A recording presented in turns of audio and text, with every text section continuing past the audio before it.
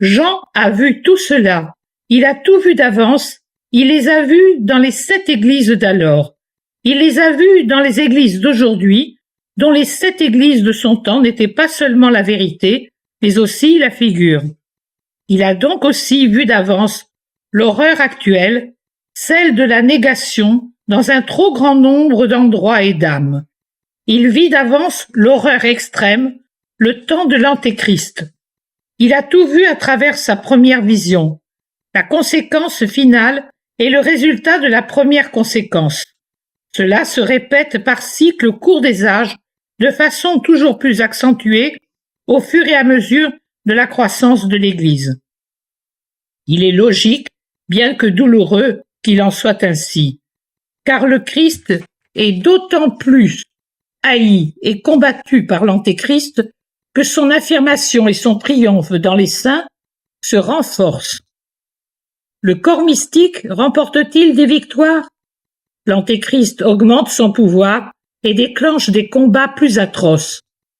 Effectivement, si le Christ veut triompher, comme il se doit, l'Antéchrist le veut pareillement, et sa violence augmente à mesure que le Christ triomphe davantage pour le vaincre et l'abattre.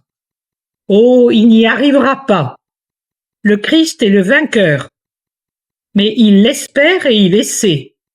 Et comme il lui est impossible de remporter une victoire collective sur le peuple de Dieu tout entier, il cherche des victoires individuelles ou nationales en détournant des intelligences, en possédant des âmes, en arrachant des peuples à l'Église.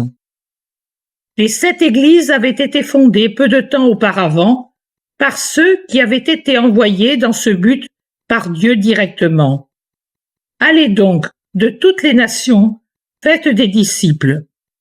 Ensuite, et conformément à la promesse divine, ils avaient reçu l'Esprit Saint qui leur enseignera tout et leur rappellera tout. Ce que Jésus leur avait dit de manière à être compris, c'est-à-dire en les rendant capables de comprendre les choses les plus élevées, afin que, revêtus de la force d'en haut, ils soient capables de devenir les fondateurs de quelque chose d'aussi élevé que le royaume de Dieu parmi les hommes. Malgré cela, l'imperfection, et même plus que l'imperfection, s'était déjà formée dans un grand nombre de ces églises, car l'adversaire, ou Antéchrist, était déjà à l'œuvre spirituellement, et il travaillait déjà à la corruption et à la destruction des forteresses spirituelles du royaume de Dieu. Créer des discordes entre les membres, insinuer de subtiles hérésies, susciter des orgueils stupides, conseiller de lâches compromis entre la conscience et la loi de la chair, ainsi que des restrictions mentales odieuses à Dieu, dont le langage est oui, oui, non, non, et qui veut que ce soit celui de ses enfants et fidèles. Refroidir la charité, augmenter l'amour de la vie terrestre, des richesses et des honneurs matériels. Voilà l'œuvre de l'adversaire, infatigable lorsqu'il s'agit de travailler à tenter de vaincre Dieu et de détruire ce qu'il a créé, en tirant profit de tout ce qui peut le seconder et que les hommes eux-mêmes lui fournissent par leur imperfection personnelle ou par réaction à des actions injustes menées par les membres plus forts à l'égard des membres plus faibles. Il faut dire ce qu'il est juste de dire. Manquer à la justice et à la charité, qui attirent les âmes comme du miel céleste vers la ruche mystique et les y gardent dans la fidélité, provoque des réactions chez les membres lésés, de la souffrance, du scandale, et même de la méfiance et des séparations. L'Église a été fondée par l'amour et on devrait toujours y trouver une charité parfaite. L'Église est nourrie par l'amour et elle devrait faire preuve d'une charité parfaite à l'égard de tous ses membres, même et surtout des plus petits et des faibles, pour les nourrir et les garder en vie. L'Église a reçu le commandement d'enseigner la charité. Mais malheur si son enseignement se limitait à la lettre au lieu d'être pratiqué dans son esprit.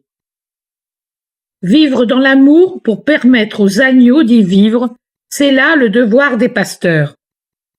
Malheur à l'agneau qui ne fait pas preuve d'un amour révérentiel qui va jusqu'à la renonciation de son libre jugement et de sa liberté d'action pour faire de bonnes choses que Dieu laisse à l'homme. Il lui laisse même toute liberté, se bornant à lui dire ce qui est bon et ce qui ne l'est pas. Or, si les agneaux voient que la charité est exigée par les pasteurs alors qu'ils la refusent aux agneaux, que se passe-t-il?